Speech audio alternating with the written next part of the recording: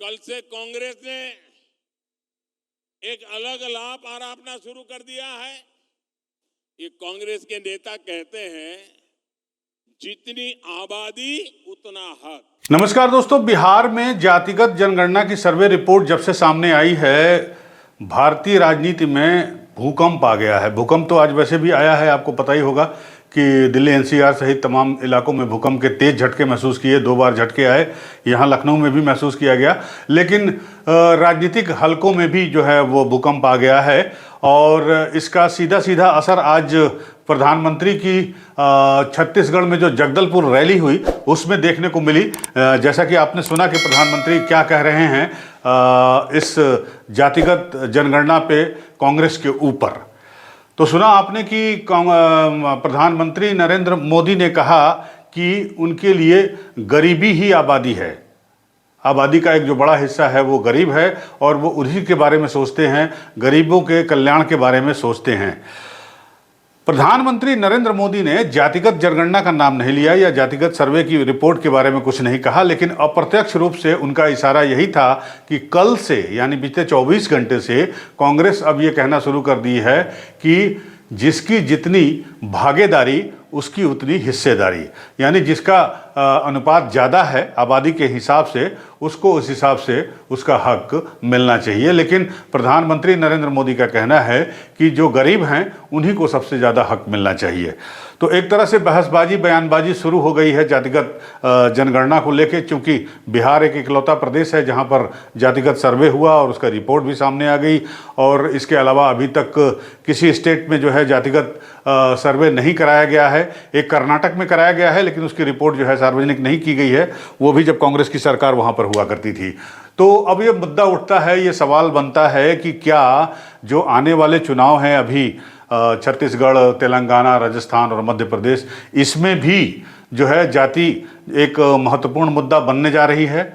और इतना तो तय है कि लोकसभा के चुनाव में जो है ये एक बड़ा मुद्दा उभर कर सामने आएगा और बीजेपी के लिए परेशानी का सबब बनेगा, क्योंकि बीजेपी हिंदुत्व के नाम पर खासकर राम मंदिर की प्राण प्रतिष्ठा जो है वो 22 जनवरी को या 24 जनवरी के बीच में जब भी हो, उसके बाद वो जो है राम मंदिर के सहारे जो है हिंदू वोटों को एकजुट करना चाहती थी। लेकिन लगता है कि मामला एक बार फिर से मंडल और कमंडल होता जा रहा है। तो प्रधानमंत्री आज जगदलपुर में थे, जगदलपुर में गए, वहाँ पे उन्होंने दर्शन पूजन भी किया, उसके बाद थोड़ा बहुत रोड शो भी किया और उसके बाद पब्लिक रैली को संबोधित किया।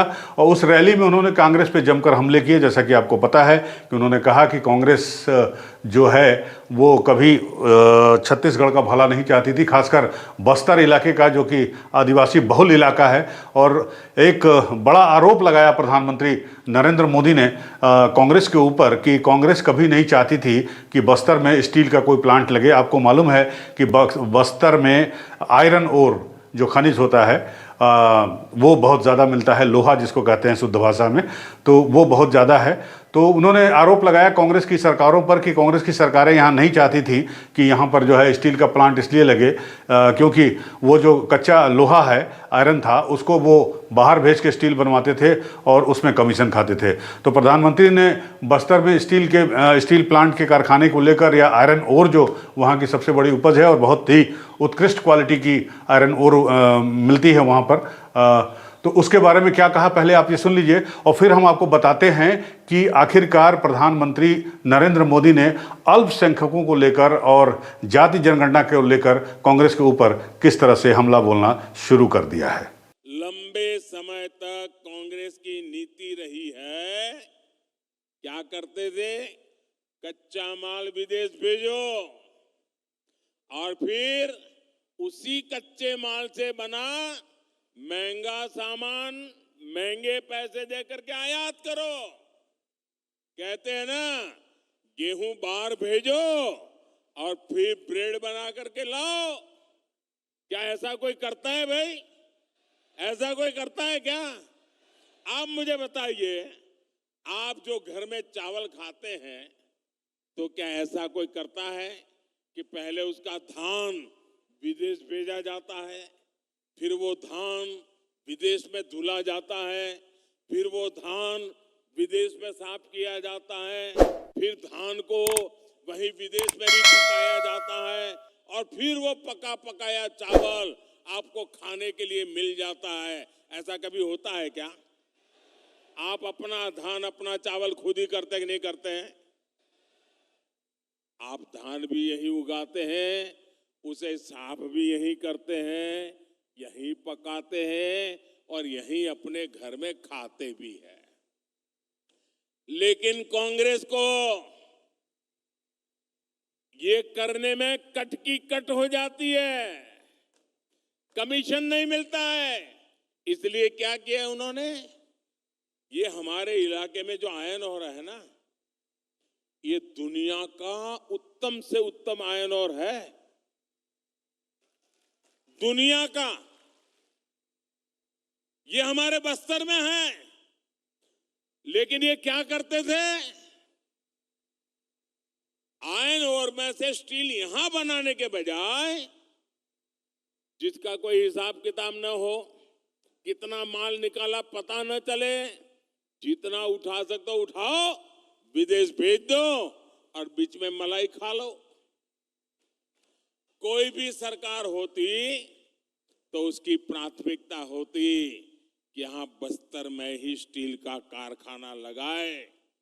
लेकिन कांग्रेस ने यहां से कच्चा माल निकाला और फिर कच्चा माल ही विदेश भेज दिया।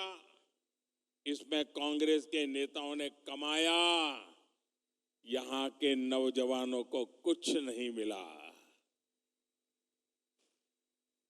तो सुना आपने प्रधानमंत्री नरेंद्र मोदी का आरोप कांग्रेस की पूर्ववर्ती छत्तीसगढ़ की सरकारों पर कि उनका सीधा सीधा आरोप है कि कांग्रेस ने जो है वो कभी भला चाहा ही नहीं। बस्तर के इलाके का नक्सली प्रभावित रहा और यहाँ पे इतनी उपज होती है, खनिज बहुल इलाका है, बावजूद इसके जो है इसकी तरक्की इसके विकास के बारे में कांग्रेस ने नहीं सोचा। और यहाँ तक कि यहाँ के जो खनिज संपदा थी उसके सहारे जो है कमाई की, कमीशन खाया, ऐसा कुछ आपने सुना ही क्या कहा उन्होंने। बहरहाल आते हैं जाति जनगणना पर, और जाति जनगणना पर प्रधानमंत्री का एक तरह से उन्होंने साफ साफ संकेत दे दिया कि फिलहाल भारतीय जनता पार्टी जो है जाति जनगणना की जो मांग है उसको लेकर अभी किसी तरह का कोई सर्वे कराने के मूड में नहीं है। और साथ ही साथ प्रधानमंत्री ने यह भी साफ किया कि उनके लिए जाति का मतलब, आबादी का मतलब जो है वो गरीब है, और चाहे वो किसी भी जाति से हो, किसी भी धर्म से हो, किसी भी संप्रदाय से हो, तो गरीब ही जो है सबसे बड़ी जाति है। और मेरा मानना है कि ये एक तरह से सही भी है कि आरक्षण या किसी भी तरह की सुविधा का जो सवाल है वो उन्हीं को मिलना चाहिए जो इसके पात्र हैं, यानी गरीब हैं, जो इसे पा नहीं सकते अपने सीमित संसाधनों के चलते। तो ये एक बेहतर सोच है और मुझे लगता है कि इस बारे में सारी पार्टियों को सोचना चाहिए। लेकिन फिलहाल बिहार में जातिगत सर्वे की रिपोर्ट आने के बाद से भारतीय राजनीति जिस दिशा में जा रही है, तो ऐसा लगता है कि आने वाले समय में मंडल और कमंडल की शुरू एक बार फिर से पुनरावृत्ति हो सकती है। बहरहाल क्या होगा, कमंडल क्या ये मंडल 2 है? क्या एक तरह से माना जाए कि ये विपक्ष के पास जो है एक बड़ा मुद्दा मिल गया है बीजेपी को परेशान करने का, और मंडल का मुद्दा एक बार फिर से जो है गरमाएगा? फिर से क्या इसी तरह का माहौल बनेगा जो 90 के दशक में बनेगा? वो देखने वाली बात होगी। लेकिन फिलहाल मनमोहन सिंह को ढाल बनाते हुए और खासकर अल्पसंख्यक के बारे में भी प्रधानमंत्री नरेंद्र मोदी ने कहा कि किस तरह से कांग्रेस जो है ये जातिगत जनगणना की बात करके अल्पसंख्यकों को उनके अधिकार देने से बच रही है, कट रही है। तो बड़ा ही सटीक और बड़ा ही तंज कसा है प्रधानमंत्री ने कांग्रेस के ऊपर उन अल्पसंख्यक को लेके। तो वो भी आप सुन लीजिए क्या कहा उन्होंने। कल से कांग्रेस ने एक अलग लाभ आरापना शुरू कर दिया है। ये कांग्रेस के नेता कहते हैं जितनी आबादी उतना हक। मैं कहता हूं इस देश में अगर सबसे बड़ी कोई आबादी है तो वो आबादी गरीब है, और इसलिए मेरे लिए गरीब ही सबसे बड़ी आबादी है और गरीब का कल्याण यही मेरा मकसद है। मैं सोच रहा था कि पूर्व प्रधानमंत्री मनमोहन सिंह जी क्या सोच रहे होंगे। भारत के पूर्व प्रधानमंत्री मनमोहन सिंह जी तो कहा करते थे कि देश के संसाधनों पर पहला हक माइनॉरिटी का है, अल्पसंख्यकों का है, और उसमें भी मुसलमानों का है। अब कांग्रेस कह रही है कि आबादी तय करेगी कि पहला हक किसका होगा। यानी क्या अब अल्पसंख्यकों का हक कांग्रेस कम करना चाहती है क्या?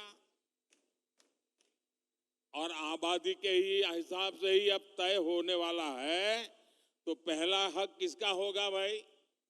किसका होगा? आबादी किसकी ज्यादा है? किसका हक होगा? जरा कांग्रेस वाले स्पष्टता करें, क्या आबादी के हिसाब से हक मिलेगा क्या? तो क्या अल्पसंख्यकों को कांग्रेस हटाना चाहती है क्या? तो क्या सबसे बड़ी आबादी वाले हिंदू अब आगे बढ़कर अपने सारे हक ले लें क्या? मेरे परिवारजनों, मैं पिछले काफी समय से कह रहा हूं और फिर आज दोहरा रहा हूं कि कांग्रेस पार्टी को अब कांग्रेस के लोग नहीं चला रहे। कांग्रेस के बड़े बड़े नेता मुंह पे ताला लगा के बैठे हैं, न उनको पूछा जाता है, न वो ये सब देख करके बोलने की हिम्मत करते हैं। अब तो कांग्रेस को आउटसोर्स कर दिया गया है। कांग्रेस को अब ऐसे लोग चला रहे हैं, पर्दे के पीछे लोग ऐसी कमाल कर रहे हैं, ऐसे खेल खेल रहे हैं जो देश विरोधी ताकतों से मिले हुए हैं। कांग्रेस किसी भी कीमत पर देश के हिंदुओं को बांटकर भारत को तबाह कर देना चाहती है। कांग्रेस गरीबों को बांटना चाहती है। और अगर आपको हमारा वीडियो ये पसंद आया हो तो हमारे चैनल को लाइक करना और सब्सक्राइब करना बिल्कुल मत भूलिएगा।